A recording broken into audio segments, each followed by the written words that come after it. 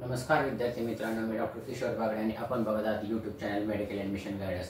या चॅनलद्वारे medical admission संदर्भात लागणारी सर्व माहिती विद्यार्थी व पालक यांच्या गरजा लक्षात घेऊन वेळोवेळी प्रसारित केली जाते। तरी अजून हा चॅनल सबस्क्राइब करा, बेल आयकॉनवर क्लिक करा आणि आपल्या मित्रांना शेअर करा। आता मेडिकल ॲडमिशन प्रोसेसमध्ये MBBS आणि BDS यांचा तिसरा राऊंड उद्या चालू होतोय। तर आता ह्या राऊंडबद्दल नियम काय आहेत हे आपण ह्याच्यामध्ये बघूया, आजच्या व्हिडिओमध्ये बघूया। मागच्या व्हिडिओमध्ये आपण बघितलं होतं की सेकंड राऊंडचं आणि थर्ड राऊंडचं कनेक्शन कसं असतं ते।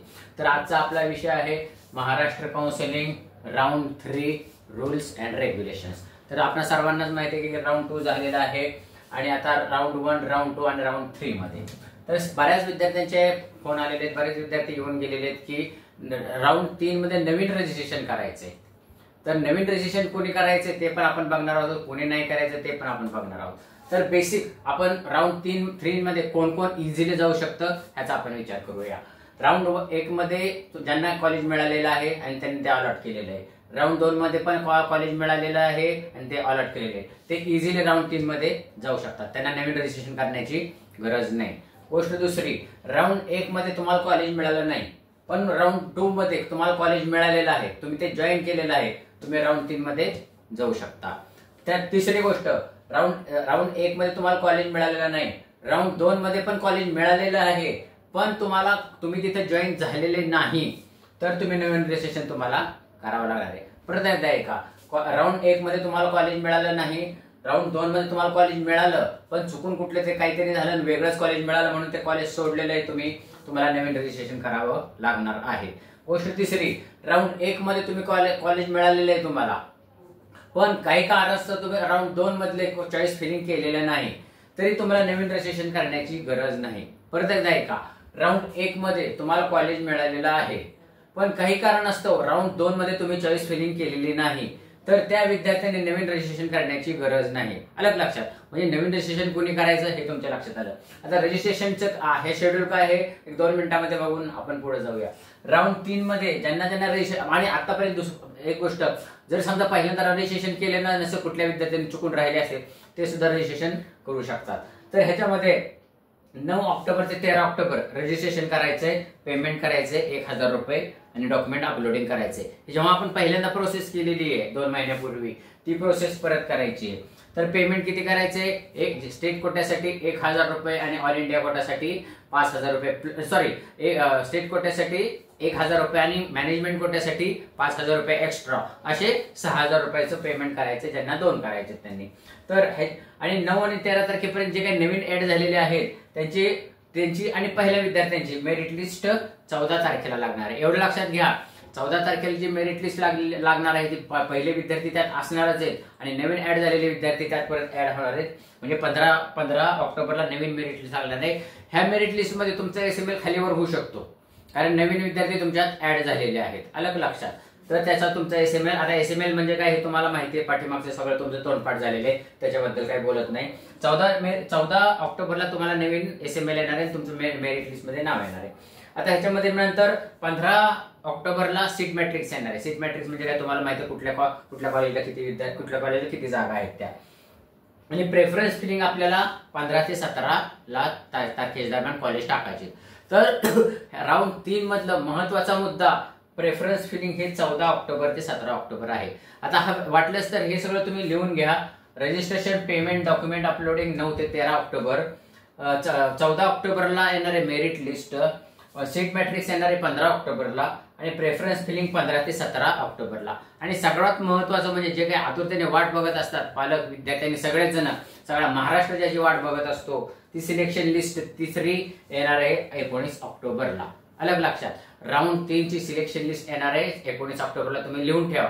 तुम्ही जर एखादी डायरी केली असेल तर त्याच्यामध्ये लिहून ठेवा किंवा कॅलेंडरवर लिहून ठेवा। तर आता राऊंड 3 मध्ये जेव्हा रिझल्ट येईल 19 ऑक्टोबरला, तर त्याच्यानंतर काय, त्याच्यानंतरचे रूल्स कसे आहेत ते आपण बघूया 2 मिनिटात। आता धरून चालू, राऊंड 1 मध्ये नाही लागलं, राऊंड 2 मध्ये नाही लागलं, राऊंड 3 मध्ये तुम्हाला कॉलेज लागलं, किंवा राऊंड 1 मध्ये लागले, राऊंड 2 मध्ये लागले, राऊंड 3 मध्ये पण अपग्रेडेशन झालेले त्याचं पण बघूया। आणि राऊंड 1 मध्ये नाही लागलं, राऊंड 2 मध्ये नाही लागलं, राऊंड 3 मध्ये लागलं, तर ह्याला एकच रूल आहे, राऊंड 1, राऊंड 2, राऊंड 3 हे सगळ्याचं कॅल्क्युलेशन राऊंड 3 मध्येच केलं जातं, हे नीट लक्षात घ्या।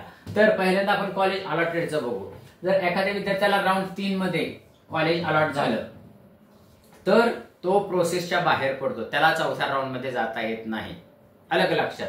कॉलेज अलॉट झालं, त्याची मेडिकल ऍडमिशन प्रोसेस संपुष्टात आली, संपला, त्याने कॉलेज जॉईन करायचं. कॉलेज अलॉट झालं आणि जॉईन झालं तरी तो पुढच्या राऊंड मध्ये जाऊ शकतो. कॉलेज अलॉट झालं पण त्यांनी ऍडमिशन घेतलं नाही, काही कारणास्तव ऍडमिशन घेतलं नाही, तर त्याला पुढचे सगळे रस्ते बंद आहेत. अलग लक्षात. राऊंड 3 मध्ये कॉलेज अलॉट झालेलं आहे, ऍडमिशन घेतलं नाही, तर तो मॉपअप राऊंड मध्ये जाऊ शकत नाही आणि ऑल ओव्हर इंडियामध्ये पण त्याला कुठे ऍडमिशन मिळत नाही. तर लक्षात घ्या, कॉलेज आता हे खूप महत्वाचं आहे. मी लवकर आता व्हिडिओ का केलेला आहे, कारण तुम्हाला प्रेफरन्स फिलिंग करायची आहे. राऊंड 3 ची प्रेफरन्स फिलिंग करताना व्यवस्थित करा, कारण थोडीशी चूक सुद्धा तुमचं डायरेक्ट 1 वर्ष घालवू शकतं. आणि पाहिजे तेच घाला, कारण तुम्हाला ज्या कॉलेजला मिळालेलं आहे ते कॉलेज तुमच्या नावापुढे आलं की it is mandatory to take the admission to that college. मी परत एकदा सांगतो, तुम्हाला जे जे काही कॉलेज मिळालेले आहे तिसऱ्या राऊंड मध्ये, it is mandatory to take the admission to that college. नाहीतर तुम्हाला परत सगळं नवीन वर्षाला पुढच्या वर्षी नीट देऊन परत तुम्हाला प्रोसेसमध्ये उतरावं लागेल. तर आता ह्या तिसऱ्या राऊंड नंतरचा राऊंड चौथा आहे, त्याला नाव आहे मॉपअप राऊंड. महाराष्ट्रामध्ये चौथ्या राऊंडला नाव आहे मॉपअप राऊंड. त्याच्यानंतर स्ट्रे वॅकन्सी राऊंड, त्याच्यानंतर मी नंतर बोलेन. मॉपअप राऊंड बद्दलचं काय काय असतं ते नंतर सांगेन. आता हे झालं कॉलेज अलॉट झाल्याबद्दलचं. आता कॉलेज नॉट अलॉटेड. आता ह्याच्यामध्ये एक मुद्दा लक्षात घ्या, राऊंड 1 मध्ये झालं, राऊंड 2 मध्ये झालं, राऊंड 3 मध्ये झालं. तर राऊंड 1 मध्ये जर जे कॉलेज झाले किंवा राऊंड 2 मध्ये जे कॉलेज झाले ते जर अपग्रेड झालं तरी तुम्ही पुढच्या राऊंड मध्ये जाऊ शकत नाही. राऊंड 1 मध्ये जे कॉलेज मिळाले तेच राऊंड 2 मध्ये कॉलेज, तेच राऊंड 3 मध्ये मिळाले तरी तुम्ही पुढे जाऊ शकत नाही. म्हणजे ज्यांना राऊंड 1, राऊंड 2 आणि राऊंड 3 मध्ये कुठल्याही राऊंड मध्ये कॉलेज मिळालेले आहे ते पुढच्या राऊंडला जाऊ शकत नाही, त्यांचं शटर बंद झालं. अलग लक्षात. आता कुठल्याही विद्यार्थ्याला, आता ज्यांना नॉट अलॉटेड आहे त्याच्याबद्दल बोलू. कॉलेज नॉट अलॉटेड, जर राऊंड 1, राऊंड 2, राऊंड 3 मध्ये कुठलंही कॉलेज अलॉट झालं नाही तर ते सरळ पुढे जाऊ शकतात मॉपअप राऊंड, म्हणजे फ्री फ्लो आहे. अलग लक्षात. राऊंड 1, राऊंड 2, राऊंड 3 मध्ये कुठलेही कॉलेज अलॉट झालेलं नाही, त्यांना मॉपअप राऊंडला जाऊ शकतात. मॉपअप राऊंडचे नियम कसे असतात हे लक्षात घेऊ. मला वाटतं की हे तुमच्या लक्षात आलं असेल. मी पहिल्या राऊंडचे राऊंड 1 चे नियम सांगितले होते, तो फ्री एक्झिट होता, कसं होतं ते सांगितलं. राऊंड 2 चे सेमी फ्री एक्झिट होता ते पण सांगितलं होतं. राऊंड 3 चे नियम तुम्हाला सांगितलेले. मी जाता जाता परत एकदा सांगतो, राऊंड 3 चे प्रेफरन्स फिलिंग करताना खूप व्यवस्थित राऊंड हे करा, प्रेफरन्स फिलिंग करा. आणि ह्याच्यामध्ये नाही लागले तर तुम्ही पुढच्या राऊंडला जाऊ शकता. पुढच्या राऊंडचे कसे असतात हे मी तुम्हाला सांगेन. आज मला वाटतं की हा विषय तुम्हाला आवडलेला असेल, तो लक्षात आला असेल. लक्षात नसेल आले तर परत एकदा बघा, काय वाटलं तर आम्हाला कॉल करा.